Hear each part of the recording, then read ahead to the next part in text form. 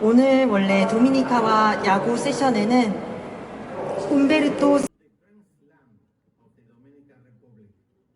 This is our presentation during the second edition of the second diplomatic week, which is sponsored by the Korea Foundation. Thank you for the people of this organization for this opportunity to show the beauties of our country and how we are developing the public diplomacy in our embassy. Was my desire to be with you this afternoon, but I couldn't.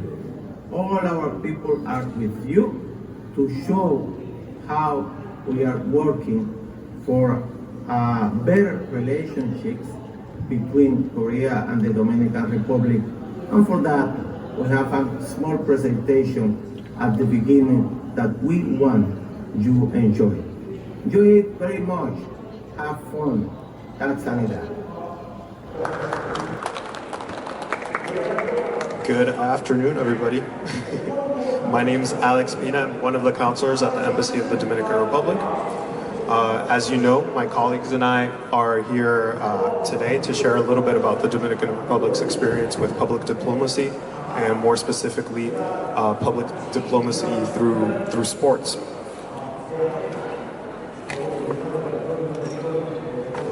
So just as a quick overview, the presentation is going to be split into a few parts. So first we'll introduce the Dominican Republic and sports diplomacy as a concept in order to give you guys a little bit of context for the rest of the presentation.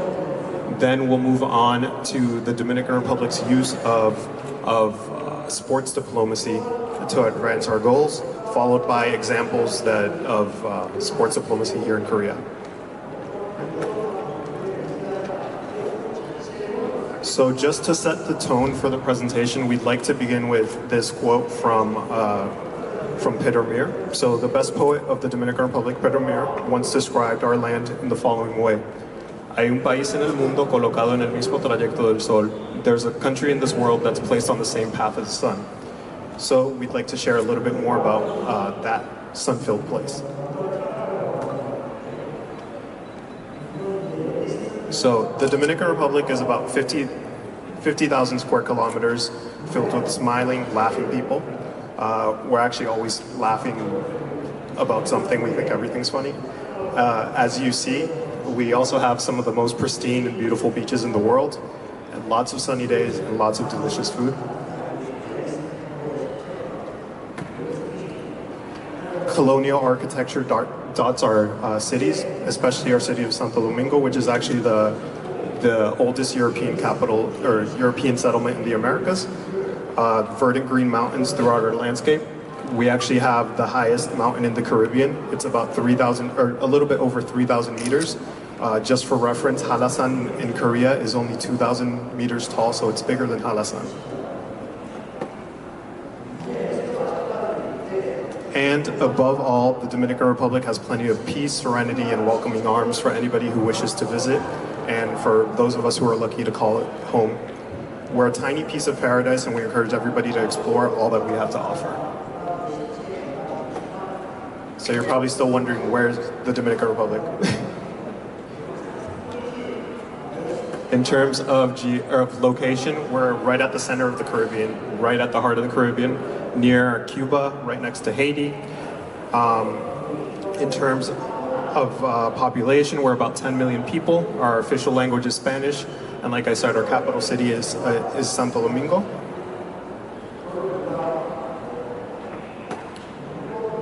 Where, since distance is relative, we're both near and far. We're only about 3.5 hours away from New York, 2 hours away from Miami, or less than 2 hours away from Miami, 2.5 hours away from Atlanta, and then from Europe, we're actually connected through direct flights. But more importantly, we're close to all the Koreans who have decided to call our country home.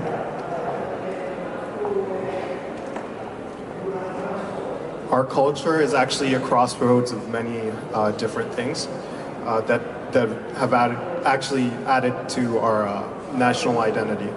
As I previously mentioned, Santo Domingo is the oldest European settlement in the Americas, and 한국으로 가볼까요?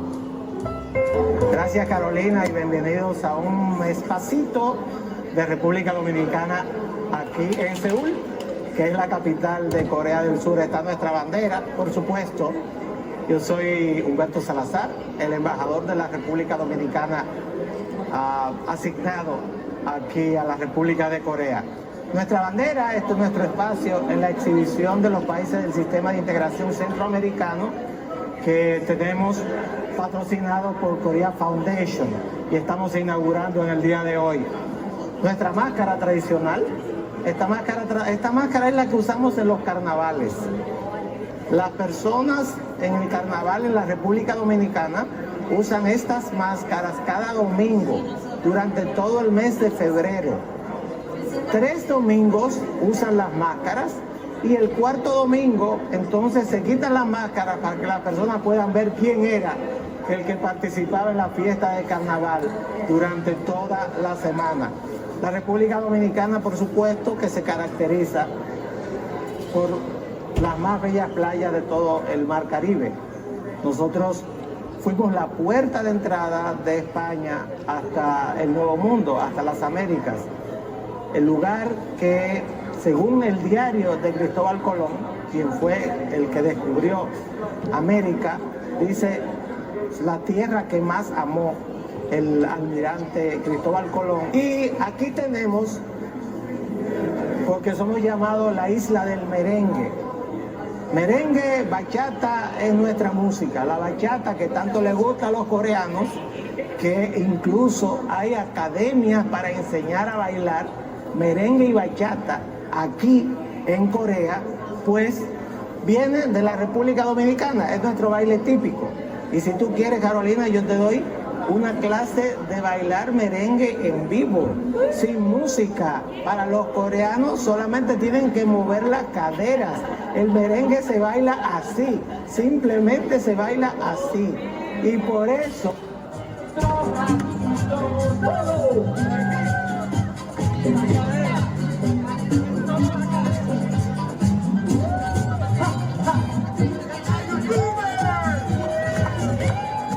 Y aquí tenemos algo que yo quiero tratarte de una forma muy especial.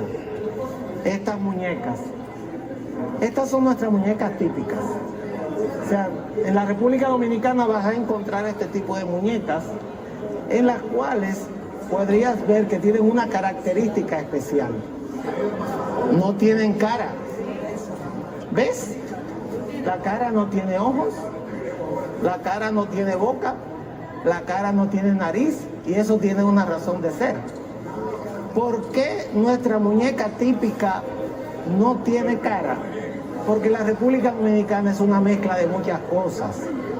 En la República Dominicana ha habido, por el lugar geográfico en el que nos encontramos, migraciones de todo tipo. Tenemos una gran colonia libanesa que llegó del Medio Oriente al caer el Imperio Otomano.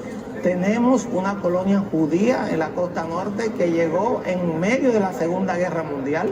Tenemos una gran colonia española, tenemos una gran colonia siria, tenemos también los negros esclavos que llegaron desde África hasta esta isla en el centro del Caribe. Y por supuesto, como estoy hablando español, tenemos la cultura española. Somos muy orgullosos de nuestra herencia hispánica. Y por lo tanto, al ser una mezcla de tantas cosas, lo que representa al que habita la República Dominicana es que no tiene unas facciones definidas. Un dominicano puede tener cualquier cara, porque somos una mezcla de muchas cosas. O sea, ¿qué es la República Dominicana? Y este es el resumen de todo esto. La República Dominicana es alegría, la República Dominicana es baile, la República Dominicana es su población. Muchas personas me preguntan cuál es el principal tesoro que tenemos. La mayor parte de los extranjeros podrían decir que nuestro principal tesoro son las playas. Tenemos sol y playa 365 días del año, porque las temporadas, al estar en el Caribe, no se diferencian una de otra. Sin embargo, para mí, nuestro principal tesoro es nuestra gente. Hace poco tiempo le di una entrevista al Korean Times Y el Korean Times tituló El embajador que siempre está sonriente. Pero mi sonrisa viene del lugar donde nací, que es la República Dominicana. Así. So now that we have some context about the Dominican Republic, where it is, where it's located, its history and its culture, we should diplomacy is. Sports diplomacy falls under public diplomacy, which is used to improve intermediate and long-term relations between states by influencing the public abroad to accomplish foreign policy goals. So it's essentially using sports as a way to garner influence and openness in relations. So to better understand, I guess, this concept, we're going to look at some examples of sports diplomacy applied in a real-life setting. So some of you may know about the so-called ping pong diplomacy that took place in the early 70s, and the particular case between the U.S. and China. So the era of ping pong diplomacy began when the American ping pong team was in Nagoya, Japan for the World Table Tennis Championship. They got a surprise invitation from the Chinese team to visit the People's Republic of China. Until that point, no group of Americans had been invited to China since the establishment of the Chinese government in 1949. So the Chinese felt that by opening a door to the United States, they could shift their alliances, and the United States welcomed the opportunity. So within a couple of months, the team had traveled to China. That was followed by the Secretary of State at that time visiting China as well, and then followed by the President of the United States, Richard Nixon, visiting China and opening relations with officially after that point. There's also the example of the South African, with South Africa in the Rugby World Cup. So in 1995, South Africa was still dealing with the wounds from apartheid and hosted the World Cup. So this allowed then South African President Nelson Mandela to gather his society around his national team in this event under the slogan "One Team, One Country." So we can see that sports diplomacy works to bring two countries together, and it can also be used as a force to unite different parts of societies within somebody's country. And obviously we have the Republic of Korea, which has hosted 2 Olympic events in the last 30 years, or a little bit over 30 years. So the 1988 Olympics, which really allowed the Republic of Korea to showcase its advancements and economic advancements and developments since the Korean War. So it allowed them to dispel any misconceptions that societies around the world may have had about Korea, South Korea in particular, and really showcase the Republic of Korea as a reliable international partner for the rest of the world. And then we have the Pyeongchang Olympics that were celebrated in February of last year. So again, the Republic of Korea was able to showcase its technological advances and really show that off on an international scale.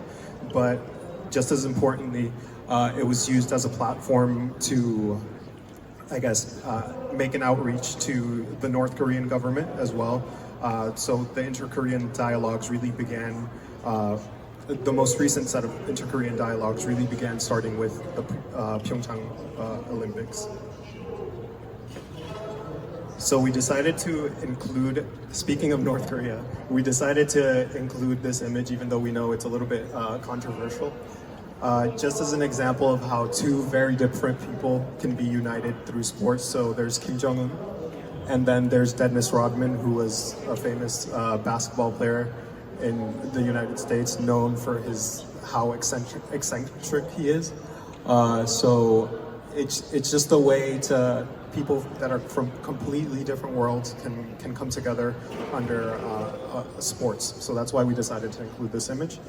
So now that we have introduce the Dominican Republic, its sports diplomacy as a general concept, I'd like to hand over the stage to my colleague Edwin Dominguez, and he'll describe how the Dominican Republic leverages sports diplomacy in a favorable fashion for our national interests. Thank you. Hello, my name is Edwin Dominguez. 안녕하세요. I'm a counselor for the Embassy of the Dominican Republic here in Seoul. And in this section, we're going to discuss how the Dominican Republic has been able to leverage its international influence in sports to reach our foreign policy goals. And as you may have implied, we've done most of this through baseball. Baseball is the sport that we love, the sport that we feel passionate about. And I believe that baseball is quite popular here in Korea. Am I right? Yeah. Any of you baseball fans here? Can you raise your hands? Yeah, that's what I guess. So first, in order for us to understand how the Dominican Republic has been able to deploy a successful sports diplomacy strategy, we need to take a look to the background, to the story, and what has been the impact of the Dominican baseball players in the MLB and at the international level. So baseball was first brought to the Dominican Republic by people from Cuba and the United States back in the late 19th century. Decades later, the first Dominican-born player debuted in the MLB in the year 1956, Mr. Osvaldo Virgil, and after that, after him, we've had more than 750 Dominican-born players to play on a major league field. Among them, these three gentlemen we have here on our screen, Mr. Juan Marichal, Mr. Pedro Martinez, and Mr. Vladimir Guerrero, the three of them who has been awarded with the highest honor there is in the whole sports, which is to be elected to the National Baseball Hall of Fame in Cooperstown, New York. Additionally though, we've had other notable baseball players like Sammy Sosa, Manny Ramirez, David Ortiz, Albert Pujols, who all have had very successful careers, and all of them have represented the Dominican Republic with pride and dignity, which has allowed our country to improve its international image through our baseball players. All that being said, baseball makes the Dominican Republic relevant. And if there's someone that truly understands how relevant Dominican baseball players are at the international level, is the Dominican government. In the case of the United States, for example, the United States is the Dominican Republic's largest economic and trade partner. We receive every year more than 2.5 million American tourists to our country. More than 1 million Dominican citizens live in the United States, and having the exposure of our country through our baseball players in the United States is truly a blessing. And this is why the very person of the President of the Republic dictates the strategy to be implemented so the Dominican Republic is able to take advantage of this competitive edge that we have in baseball. So the message of our country is heard abroad using our baseball players. So every year, after the baseball season is done in the USA between October and December, the President of the Republic invites high-level Dominican baseball players to the National Palace, and they held working sessions and meetings. And during these meetings, they discuss about the country's current affairs, like things in tourism, security and safety, investment, and this creates a great opportunity for our government to provide the players with tools and information so they can do a better job promoting our country internationally. And our government takes this matter with such a level of seriousness that our presidents have made a common practice to appoint these high-level baseball players as goodwill ambassadors, so they can be spokespersons for our people's best interest in the international landscape. And some of you may be asking, why the Dominican Republic government places such a big responsibility on baseball players? Because they are not professional diplomats. But why we do this? And we do this, the government does this, because these players have a platform in the MLB that reaches millions of people on a regular basis, people that like them and people that admire them, and it just creates for a great opportunity for the message of our country to be heard by the people that are being liked in the USA and admired. And then the effort of the Dominican government doesn't stay working just with the Dominican players per se. The Dominican government has made its mission to create a very strong ties with the MLB organization, have a institutional partnership, so we can join we can join forces and work together to achieve our common strategic goals so the Dominican Republic can grow, but also Major League Baseball can grow as well. And then it doesn't end at the institutional level. We also have our doors open for foreign athletes as well that want to join our government and do things great for our societies. In this opportunity, famous Major League player Clayton Kershaw visited the Dominican Republic. Our president invited him to the National Palace, and then our government gave him all the support he needed in his endeavors while he was in our country. Keeping on with the institutionality of sports and baseball in our country, you may remember Juan Marichal from the previous slide, the first Dominican player to be elected to the National Baseball Hall of Fame, right? So Juan Marichal in 1996 was made Minister of Sports by that administration in a way for the Dominican government to close its ties with the MLB, with the US media, and with the American society, which we were able to accomplish during his administrations. Years later, we had a former basketball player, Mr. Jay Pagano, as a Minister of Sports. And currently, we have former swimmer, Mr. Marcos Diaz, as a Vice Minister of Sports, and he was our nominee for the World Anti-Doping Agency. So baseball and sports, it's very institutionalized in our country.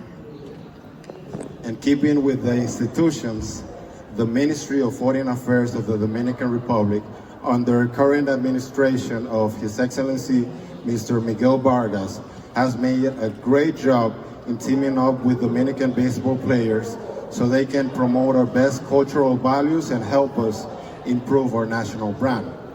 Then, our Ministry of Foreign Affairs has instructed every Dominican embassy abroad to utilize activities like sports, like music and dance, like gastronomy and cuisine, so we can expand the Dominican reach in public diplomacy.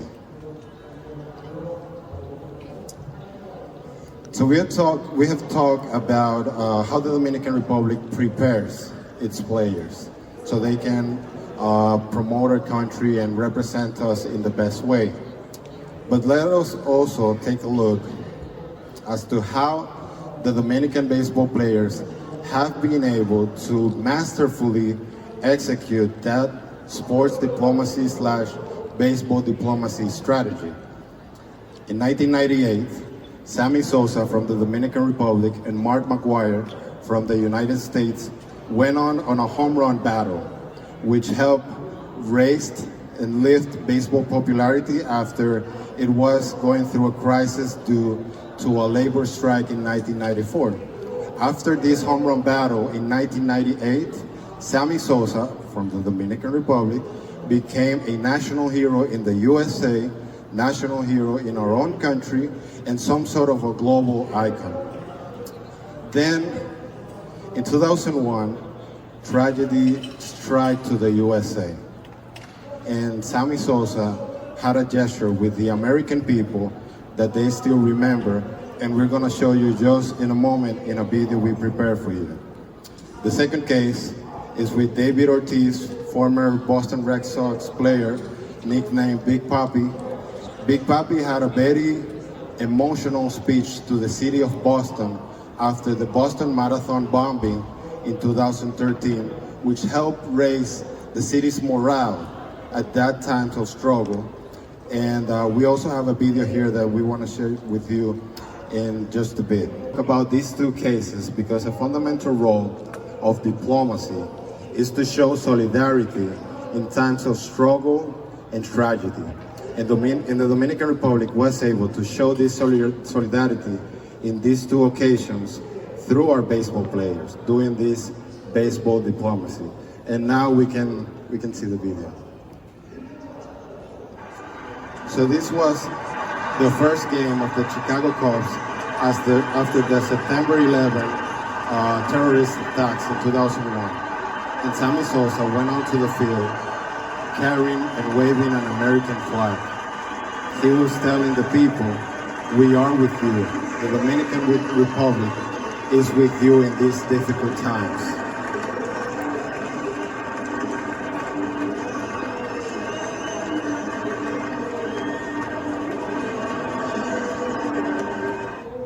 And since destiny has its own way of doing things, Sammy Sosa hit a home run that day. To the wall and right, looking up, leaping, that ball is... And he ran the bases again with the American flag. The Dominican Republic is together with you. Just to the right of the 368 sign, he's carrying an American flag around the bases. You can imagine how emotional that moment was for both of our societies and our people. For Sammy Sosa. That's how sports transcend everything in life. Here we have a David Ortiz speech after the Boston Marathon bombing in front of thousands of people. All right, boss.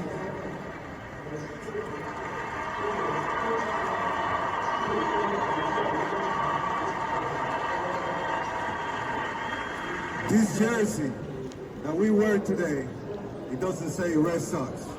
It say Boston. We want to thank you, Mayor Medina, Governor Patrick, the whole police department, for the great job that they did this past week.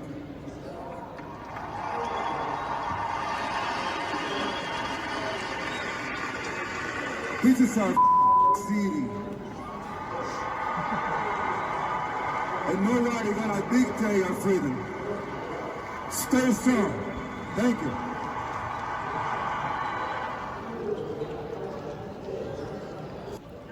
But then sports diplomacy doesn't only occur in times of tragedy.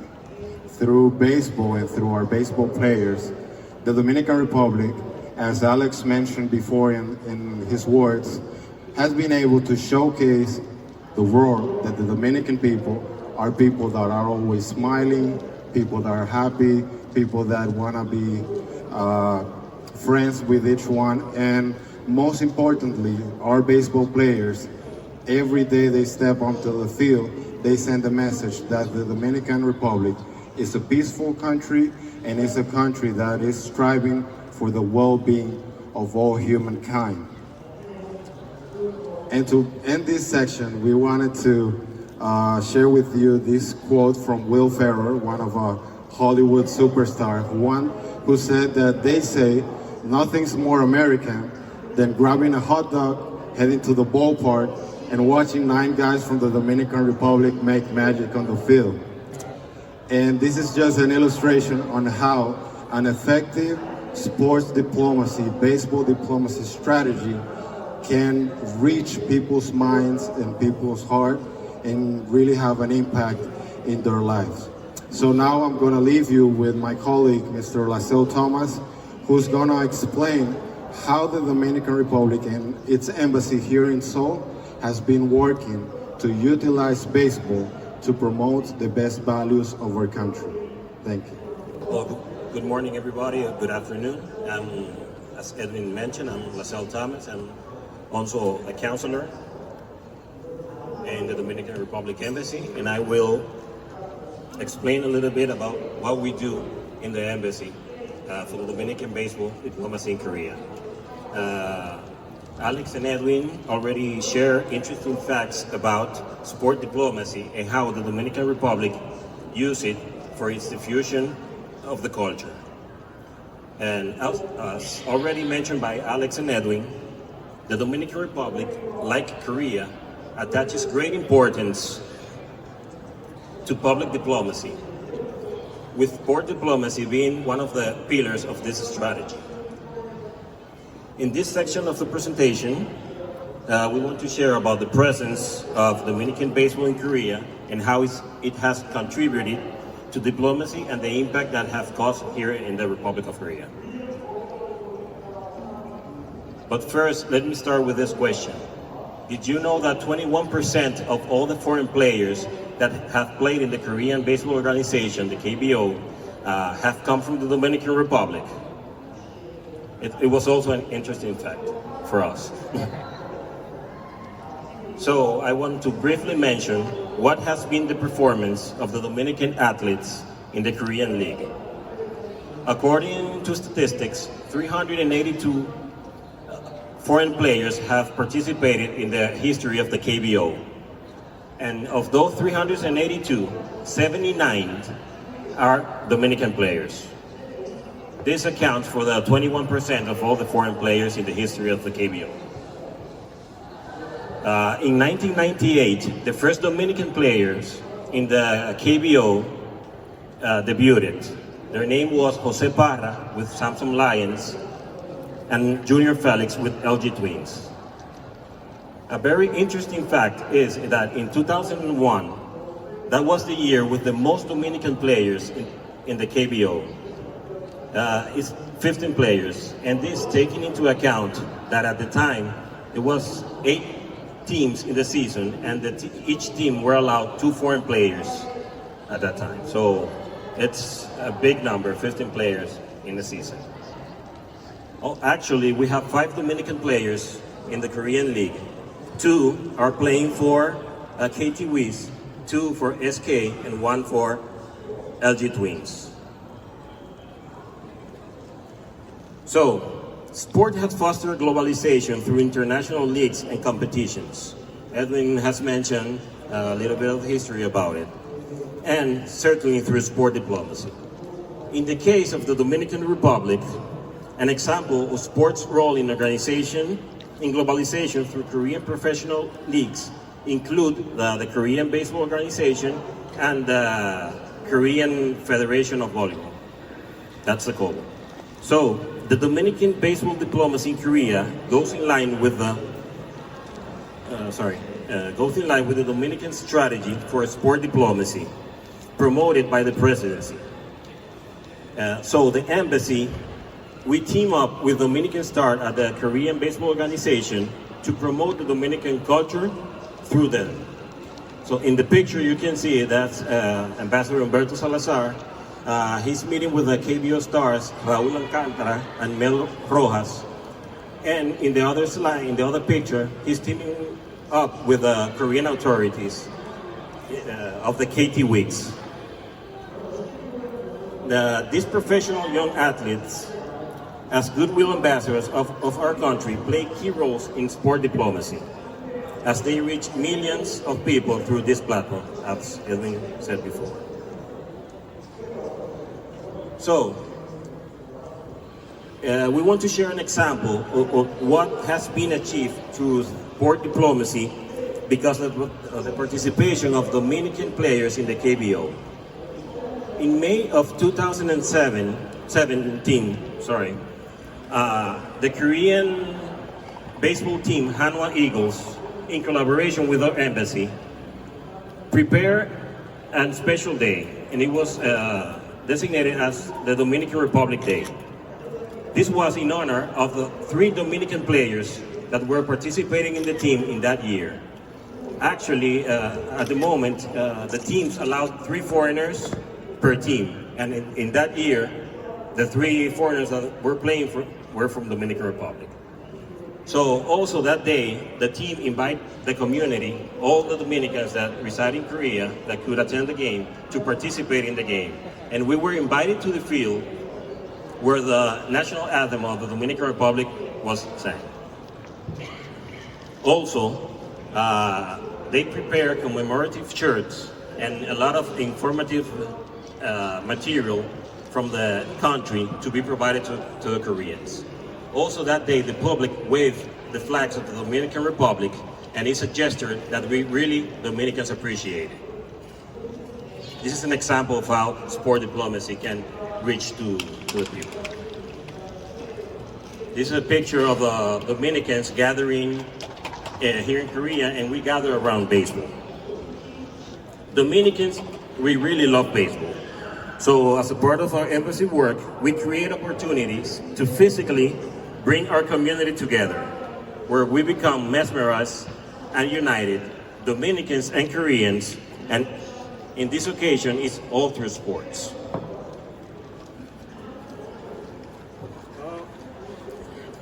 Here is a picture that I want to share with you.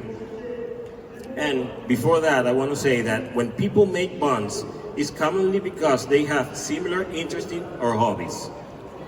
Baseball, for example. And within teams, friendship is often developed when fellow players share the same language, the same citizenship, or the same culture. This picture, you can probably, most of you, all of you can recognize one of the players in the photo, and he's Ryo Hyun-jin, who's actually playing for the LA Dodgers. The other person in the photo is Juan Uribe. He's a baseball player from the Dominican Republic, and he's a former player for the LA Dodgers. These two, they really forged a very unlikely bond, looking past all the perceptions that I mentioned. Besides baseball, they didn't have too much in common. And especially, both of them do not speak English very particularly well.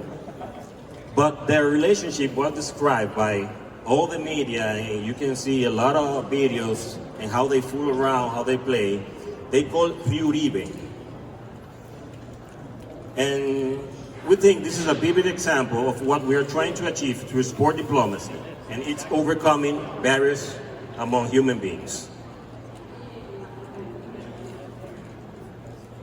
As you may know, sport diplomacy also has impact in other sports. In Korea,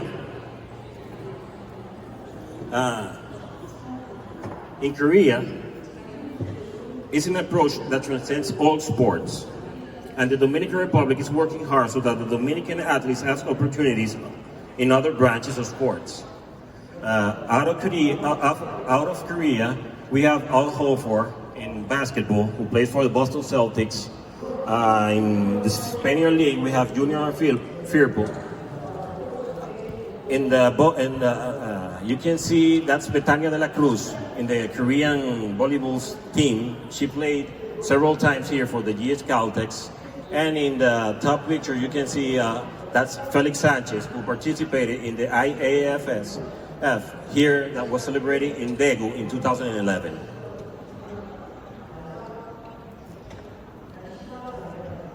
Here you can see that what I mentioned before, it's not only in baseball that we have Dominican athletes participating in the events. Again, it's Betania de la Cruz in GS Caltex, Lisa Eve in GS Caltex as well, and Milagros Cabral, who played for the High Pass the team Songnam High Pass. Another important action that is taken in sport diplomacy is hosting events and sport games. As Korea has experienced, being a host nation offers great opportunity for countries to project themselves to the world.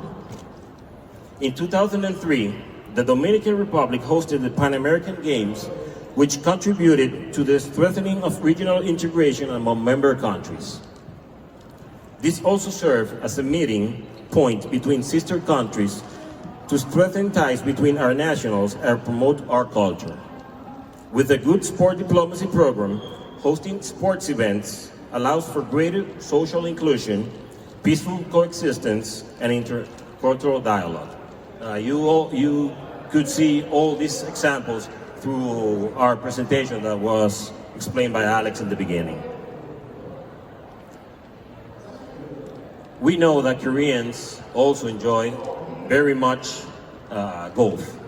So the Dominican Republic has hosted PGA tournaments thanks to the magnificent golf courses that we have. 26 from you can choose from. And it's quickly becoming a premier golf destination in the Caribbean. Recently, the Korean professional golfer Im Sun-ye, probably many of you can recognize him in the picture, he played in the championship last May in the Dominican Republic.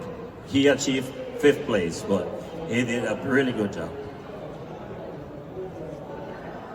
So to wrap him up, we want to read this statement. So, sports transcend most of human barriers and allows us to empathize and sympathize with people from different backgrounds. Sport diplomacy has had a relevant influence in shaping the global political landscape. The Dominican Republic has executed a successful model of sports diplomacy, mainly through baseball.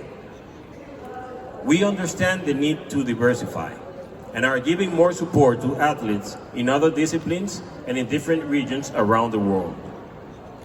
This is a strong commitment for our government to strengthen our friendships tied with our friends in Korea, and we understand that baseball is a perfect bridge for our shared goals. So, the opportunities to collaborate between the Dominican Republic and Korea are endless. To end our presentation, I also want to share this picture. The player here is Han Dong-min, who in the Korean All-Star play, he donned a jersey with a Dominican flag in that game. So this was also very socialized in the Dominican Republic. So you can see how sport diplomacy contribute also to the reverse side. Not just that we are working here in Korea for with the sport diplomacy to promote our country, but with this action, Korea was promoted in Dominican Republic, and this was in all social media, talking by everybody in Dominican Republic, so it works both ways. With this, we want to conclude our presentation, and to time constraint, we will take just 1 or 2 questions. If any information, we will be happy to provide that information to you.